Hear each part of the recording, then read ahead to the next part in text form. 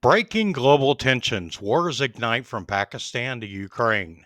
Is World War III knocking? Imagine waking up to headlines where Pakistan declares all out war on the Taliban.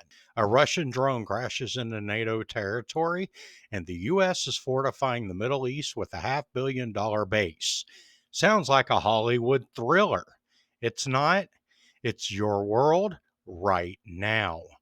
Buckle up as we unpack the chaos that's erupting across the globe in today's rapid fire update. Hit that like button if you're ready for the truth and subscribe for more unfiltered intel. Let's dive right in. Starting off in Pakistan. Pakistan on the brink. Taliban bombing sparks state of war declaration. Pakistan's defense minister just dropped the bombshell. The country is effectively at war with the Taliban regime in Afghanistan. It all kicked off with a deadly terrorist attack in Islamabad. The Pakistani Taliban claimed full responsibility for a bombing near a courthouse that killed at least 12 people and injured 27 more. The militants didn't hold back in their statement. Their targets, judges and officials who enforce un-Islamic laws.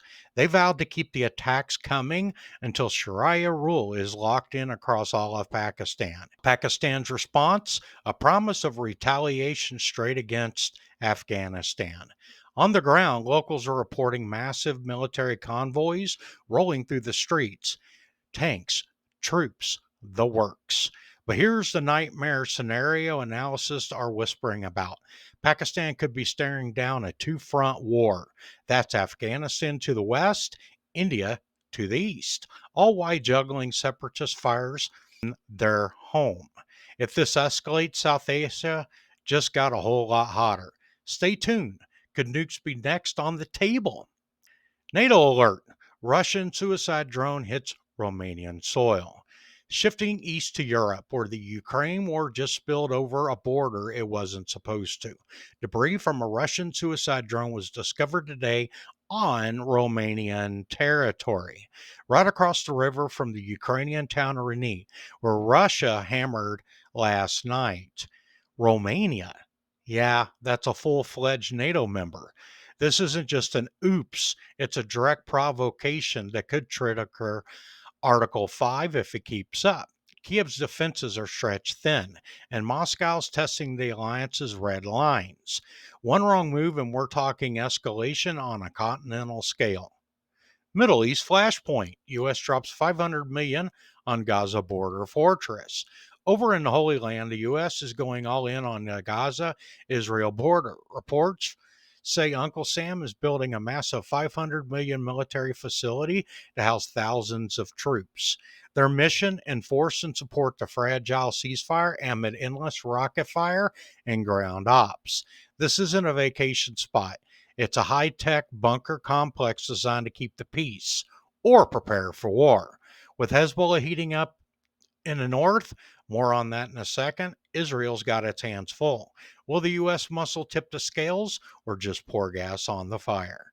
Caribbean standoff. UK cuts intel ties with U.S. over unlawful strikes. Selling west now to the Caribbean, where alliances are cracking.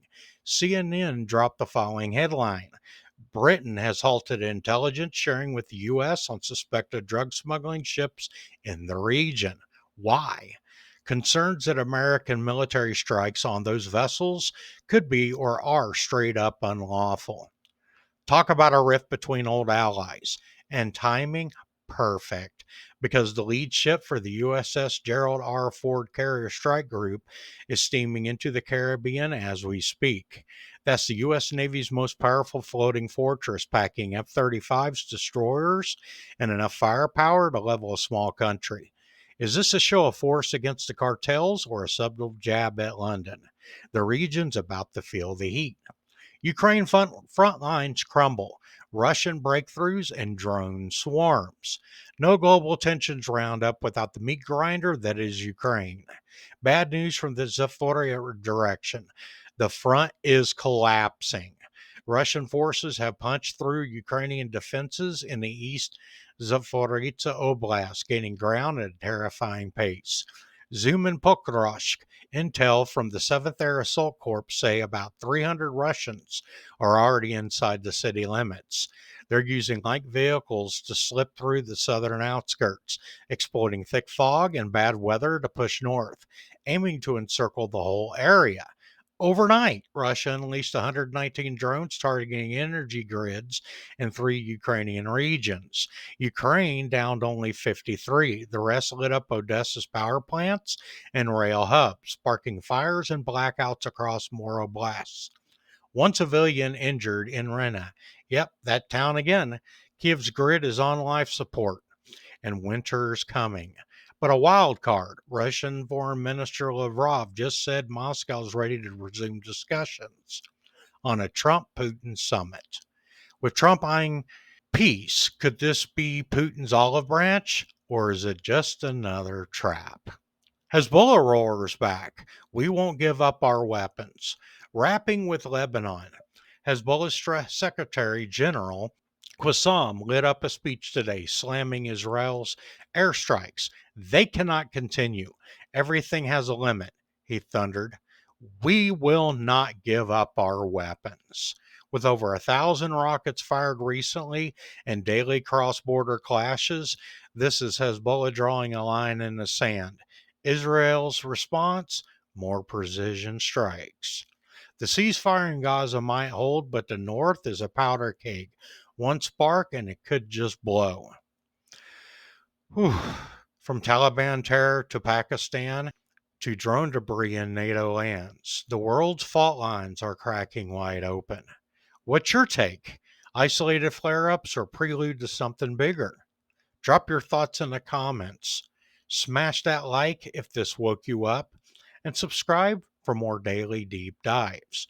Turn on notifications. Tomorrow's update drops at 5 a.m. Stay vigilant, and more importantly, stay informed.